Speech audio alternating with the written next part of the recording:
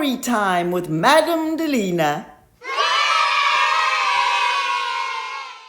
Hello, my radical readers. Madam Deleena's delighted to see you again to share another awesome story. Do you have a garden in your home? Do you plant anything in your garden like lilies, peas, carrots, lettuce? Even if you don't have a garden, there are public gardens where you can go and explore and enjoy the beauty of nature and hunt down those creepy crawlies and those bugs. Our story today is about a little girl and a professor who share a love for gardening. Are you ready to read with me? Say yeah! Awesome, let's do it! My mom said the professor's garden was a mess, but he liked it that way, and so did I. There were trees with wrinkled trunks and tangled branches that fought to reach the sun. Ferns and soft mosses filled the damp places underneath, and dark tunnels twisted between the plants. Cobwebs covered the windows of the old tin shed where the professor kept his garden tools. Flat spiders scuttled to their hiding places when anyone came in. Ooh, cobwebs and spiders, ooh. I tapped on the kitchen door to let the professor know I was there. He always said he was glad to see me. We would walk around the garden to see what was growing.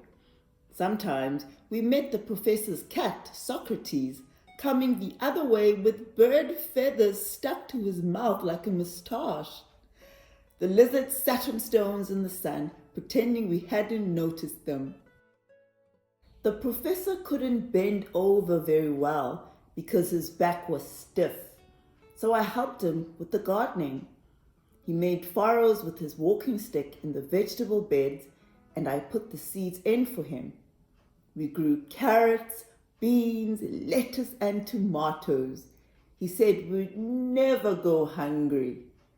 That would make a wonderful salad, boys and girls. He didn't mind if weeds grew among the vegetables. The chickweed went into his stews, and he ate boiled nettles with butter and salt. They tasted better than spinach, he said. He could pick nettles because the skin on his wrinkled hands was so tough, but they stung when I tried. The professor crushed a nettle leaf and rubbed it on my skin to take the sting away. He wore gloves to collect prickly pears because the little spines were so sharp. He knocked the fruits off with his stick, then rubbed them in the dust to get rid of the prickles. Then he cut them open with his penknife, and we shared the pale green inside. Oh, the wonderful thing about planting, boys and girls, is the tasting of the veggies. When the chattering black starlings came to steal figs, or fruit birds raided the loquats, the professor put on his scarecrow hat and his scarecrow coat and hurried outside, waving his arms. "Scallywags!" he shouted. "Great greedy gutsies!" The birds flew away, but always came back again. Some days we would gather up all the dead leaves and plants and put them on the compost heap at the bottom of the garden. Ooh, delicious word, boys and girls. What is compost? Now, compost is material used as fertilizer when growing plants. The professor called the heap his creepy crawly factory because it produced so many bugs. When I turned over the compost, woodlice scurried away for shelter or curled up in tiny grey balls, and earthworms wriggled furiously as they tried to dig themselves back in. Yellow-brown speckled slugs left thin silver trails of slime.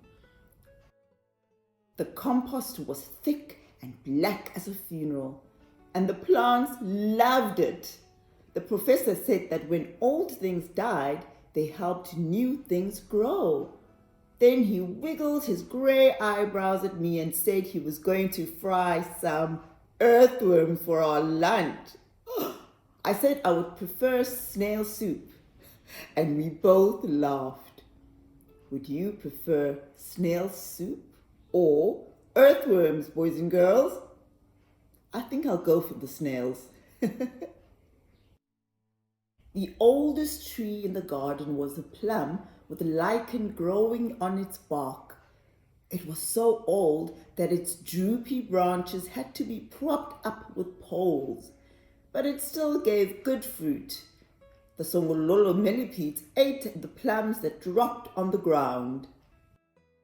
On summer afternoons, when it was too hot to work, the professor made juice with fresh lemons, sugar, and ice. We drank it in the shade of the plum tree. Sometimes he read to me. Sometimes we talked about gardening jobs that still had to be done. I had to help his old bones up when it was time to go back inside. In winter, the rain turned the vegetable beds into mud and pooled on the paths. Then we shut out the wetness and sat together at the kitchen table, looking at the professor's photograph albums.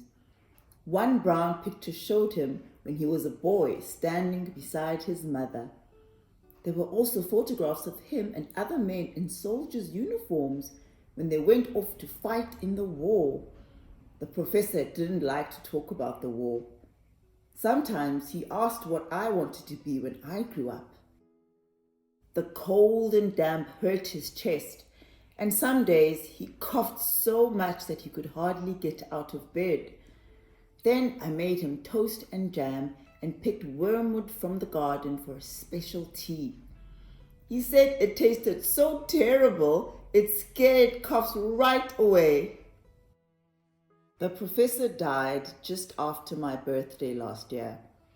We took Socrates the cat into our house because new people came to live at the professor's place. They tidied his garden and put a lawn and flower beds where the vegetables used to be. They didn't keep the creepy crawly factory. When they wanted compost, they bought it from the nursery in plastic bags. They also chopped down the old plum tree. Before he died, the professor gave me 2 birthday presents. One was a red penknife with 2 blades, a screwdriver, a pair of scissors, and a magnifying glass that could all fold out at the same time. The other was a peanut butter bottle. Inside, wrapped in a tissue, was a plum pip or seed. My mom helped me plant the pip in our garden, and now it has grown into a baby plum tree with 4 leaves. I water it every day. One day, it will be big enough to sit under. The end. The old professor and the little girl enjoyed gardening together.